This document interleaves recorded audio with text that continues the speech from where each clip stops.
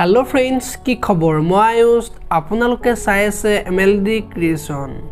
ৰং চেনেলত সম্প্ৰচাৰিত হৈ থকা অপৰাজিতা ধাৰাবাহিকখনৰ আজিৰ খণ্ডটো চাবলৈ বহুত বেছি ইন্টাৰেষ্টিং হ'ব কিয়নো যোৱাটো খণ্ডত অপৰাজিতা শ্যামৰ ওচৰলৈ গৈছিল আৰু তেতিয়া শ্যামে অপৰাজিতাক সুধিছিল যে বাকিবোৰৰ দৰে তুমিও ভবা নেকি ভুল কৰিছো নেকি বুলি অপৰাজিতাক সুধিছিল আৰু তেতিয়া অপৰাজিতাই মই নকও তুমি ভুল কৰিছা কিন্তু শ্যাম যি সিদ্ধান্তই নোলোৱা কিয় মই মাথো এটাই অনুৰোধ কৰিম যাতে ঘৰখনক ভাগি যাবলৈ নিদিয়া বুলি কৈছিল আৰু তিয়াক তুমি কৰিব লাগিব বুলি শ্যামক কোৱা দেখিবলৈ পাইছিল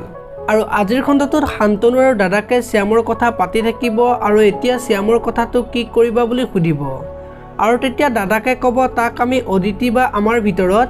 যিকোনো এটা চুজ কৰিব দিম বুলি ক'ব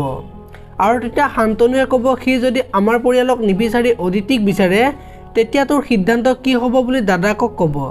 এতিয়া বৰ দাদাকে কি ক'ব দেখিবলৈ পাব আজিৰ খণ্ডটোত ইফালে আকৌ নিবেদিতা আজি দাদাক আৰু গৌৰাংগৰ ওচৰলৈ যাব আৰু আজি অনুৰাগে যে নিবেদিতাক ফোন কৰি মাক আৰু অনুৰাগ বিয়াৰ কথা পাতিবলৈ আহিব সেই কথাটো দাদাহঁতৰ আগত ক'ব আৰু অদিতিয়ে শ্যামক কেনেকৈ লগ পালে সেই কথাটো গৌৰাংগৰ দাদাকে আলোচনা কৰি থাকিব আৰু তেতিয়া নিবেদিতাই দাদাকৰ আগত শ্যামৰ কথাটো মই আগতেই জানিছিলোঁ বুলি ক'ব